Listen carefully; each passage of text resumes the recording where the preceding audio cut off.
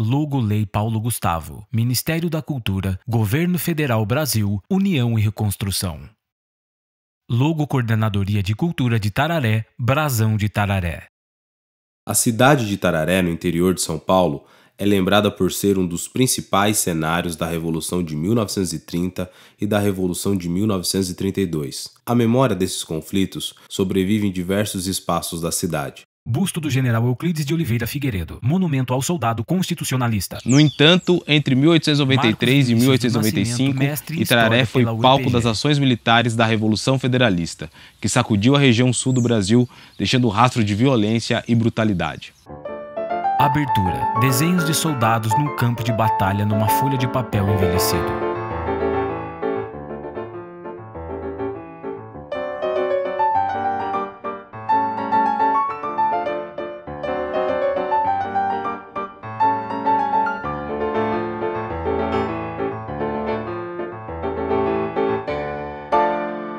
Título: Itararé na Guerra da Degola. A Proclamação da República foi um evento que marca o fim do Império no Brasil e foi protagonizada pelos militares, também com apoio de classes civis como os cafeicultores do Vale do Paraíba. A Proclamação da República no Brasil, ela é uma proclamação que a gente aprende na escola como um momento histórico ali em que a população brasileira tivesse participado, quando na verdade ela foi um golpe de Estado. Deodoro da Fonseca, após o primeiro momento do governo provisório, que vem com a Proclamação da República, 15 de novembro, em fevereiro de 1891 ele é eleito pelo Congresso de forma indireta como presidente da República.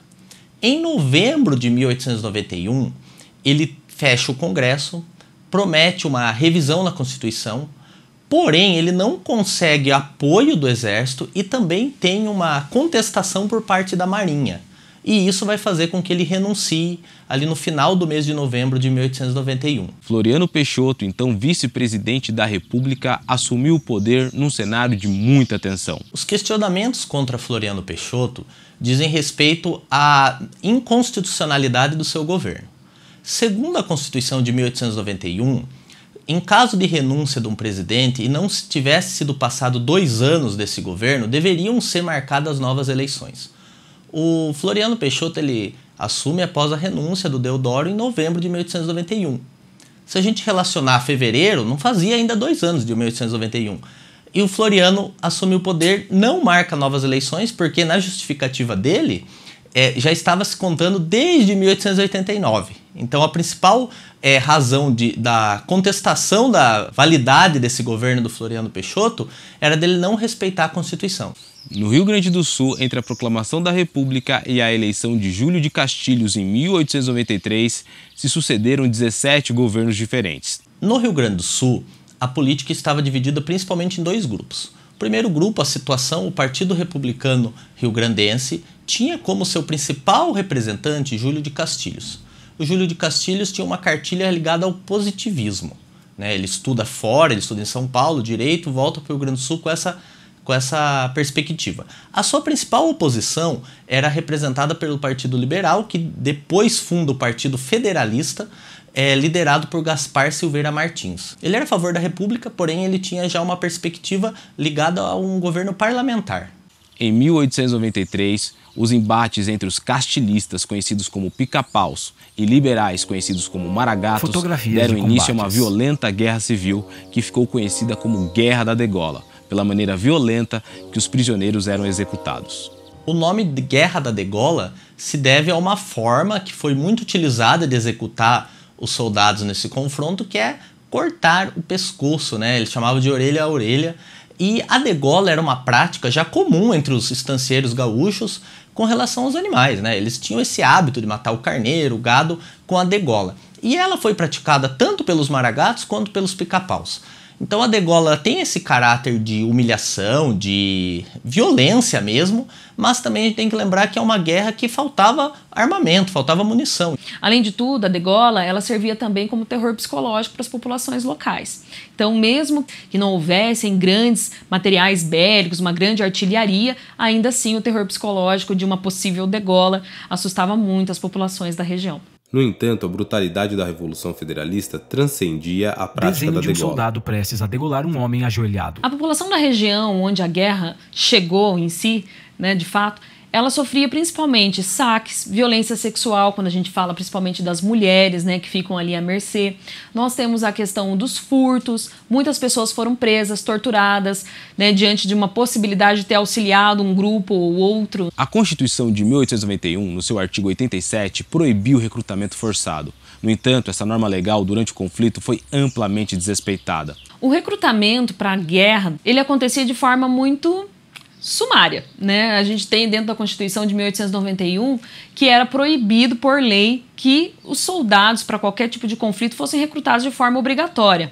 Porém, a gente sabe que diante das circunstâncias da época, acabou-se que houve esse recrutamento compulsório, principalmente jovens, pobres e marginalizados. Os recrutados, conhecidos como recrutados de pau e corda, eram pessoas pobres, funcionários dos estancieiros, fotografia inclusive ex-escravizados. Seus subordinados. A Revolução Federalista, inicialmente um conflito restrito ao Rio Grande do Sul, ganhou contornos nacionais em 6 de setembro de 1893, quando o almirante Custódio de Melo tentou derrubar o presidente Floriano Peixoto, ameaçando bombardear o Rio de Janeiro. Era o estopim da revolta da Armada. A segunda revolta da Armada teve como principais representantes Custódio de Melo, Saldanha da Gama, e o objetivo dela era impedir o governo de Floriano Peixoto ter continuidade. A gente tem que lembrar que Custódio de Melo tinha o objetivo de suceder Floriano no poder. Então, por isso que a Marinha ela se volta ao Rio de Janeiro e uma parte dela se desmembra e vai até Desterro, que hoje é Florianópolis. A Marinha, naquele momento, pretendia bombardear o Rio de Janeiro até que conseguisse a derrubada de Floriano Peixoto. As revoltas não demoraram a se conectar. Após a conquista de Santa Catarina, os revoltosos estabeleceram um governo provisório na cidade do Desterro, capital do estado. O sucesso naquela região os impulsionou a planejar a invasão do Paraná. O objetivo final era chegar ao Rio de Janeiro, passando por terras paranaenses e paulistas. Nos meses finais de 1893, a recém-fundada Itararé se converteu num ponto estratégico no combate aos federalistas. Embora desprovida de ferrovias, a localidade se destacava no século XIX como um dos principais corredores terrestres entre São Paulo e Paraná. Por isso, o presidente de São Paulo, Bernardino de Campos, ordenou a concentração de tropas na cidade. Recortes de jornais. Itararé foi emancipada em 28 de agosto de 1893, até então pertencia a Itapeva, a antiga Faxina, era uma freguesia dessa localidade. A cidade tinha uma estrutura muito simples ainda. Não havia hospital, não havia escola, não tínhamos um jornal impresso em circulação, ferrovia, não havia uma ligação ferroviária ainda até o município e o telégrafo ele foi construído na ligação para a cidade durante a Guerra Civil. Desenho de trabalhadores construindo linha telegráfica. Itararé era uma pequena cidade, iniciando aí a sua jornada com apenas 6.000 habitantes, mas a gente já era, historicamente, um caminho de tropeiros, então já era uma região de passagem. Em janeiro de 1894, o jornal Correio Paulistano fez a seguinte publicação. O movimento de forças aqui nos últimos dias tem sido tal que essa localidade assumiu a nota característica de uma praça de guerra. Em uma palavra, São Pedro de Itararé está militarizada. Desenho de soldados acampados observando Itararé. O início de 1894 foi marcado pela invasão do Paraná. Cidades como Tijucas, Lapa e Paranaguá foram atacadas pelas forças rebeldes. Diante da gravidade da situação, o presidente do estado, Vicente Machado, transferiu a capital para Castro e posteriormente se retirou do estado. Com exceção da Lapa, o Paraná estava nas mãos das forças rebeldes. A cidade da Lapa, no estado do Paraná, ela ficou muito conhecida durante a Revolução Federalista porque lá aconteceu o chamado Cerco da Lapa. O Cerco da Lapa é um momento muito decisivo da guerra. Por quase um mês as tropas republicanas conseguem segurar o avanço dos maragatos, até que elas desistem, capitulam e são tomadas em começo de fevereiro de 1894 e os maragatos continuam avançando no sentido de chegar ao estado de São Paulo. Porém, esse episódio ele é muito importante porque ele consegue atrasar o avanço, as pessoas residentes da Lapa, soldados ali, conseguem atrasar o avanço dos maragatos e é o momento necessário para que o Floriano Peixoto conseguisse organizar o exército. Em 7 de fevereiro, o chefe de polícia do Paraná, Tertuliano Teixeira de Freitas, ligado às forças rebeldes, enviou um telegrama ao comissário de polícia de Castro em que dizia: Reitero ordem de não permitir a passagem de qualquer pessoa por essa cidade com destino a Itararé. Suas bagagens e papéis devem ser revistados para serem apreendidos os suspeitos. Recomendo-vos a mais rigorosa vigilância até segunda ordem. Transmita a ordem idêntica a esta ao comissário de Jaguariaíva. Em 1º de março era realizada a primeira eleição direta para presidente do país. Por causa do conflito, o Paraná, Santa Catarina e Rio Grande do Sul não participaram da eleição. As eleições de 1894 seriam as primeiras eleições diretas do Brasil, né? Depois de 2 presidentes aí militares, nós vimos ter finalmente um momento ali do voto. A gente tem que lembrar quem era eleitor, quem era cidadão na época. Votava-se apenas homens alfabetizados com mais de 21 anos, alguns setores eram excluídos como mendigos, analfabetos e militares, e as mulheres por tradição não votavam. Essa eleição ela é vencida pelo Prudente de Moraes, e um fato muito interessante é que os estados do Sul não participaram da eleição por estarem envolvidos com a Guerra Civil. A vitória de Floriano sobre a revolta da Armada alterou os rumos da Revolução Federalista. Embora já estivessem em Jaguariaíva, os maragatos desistiram do seu plano de invadir Itararé. Quando a revolta da Armada é vencida pelo governo, a Revolução Federalista, obviamente, vai sentir esse impacto também na sua guerra no Sul. Nós tivemos soldados maragatos até a região de Jaguariaíva, né? Boa parte desses soldados só não avançaram rumo à cidade de Itararé, muito por conta do fim da revolta da Armada no Rio de Janeiro, né? O que fez com que eles soubessem ali que não teriam aquele apoio, né, para estarem seguindo aí rumo ao Rio de Janeiro. Após avaliar o cenário, Gumercindo Saraiva determinou o retorno de suas tropas ao Rio Grande do Sul. Paralelamente, em 22 de março, o coronel Pires Ferreira comunicou a Floriano Peixoto a complexidade de transpor a ponte de Itararé para perseguir os maragatos. Havia um grande clima de revanchismo no estado do Paraná, com a retomada do território e o retorno do Vicente Machado à presidência do estado, governo do estado. Uma das fotos mais famosas dessa guerra civil foi feita em Ponta Grossa, que mostra um maragato sendo degolado. Em 10 de agosto, Gumercindo Saraiva foi morto durante o combate em Carovi, no Rio Grande do Sul. A sua morte foi um duro golpe para os federalistas, que já vinham sofrendo com a repressão e o revanchismo das tropas governistas. Desenho de um cavaleiro atingido durante um combate.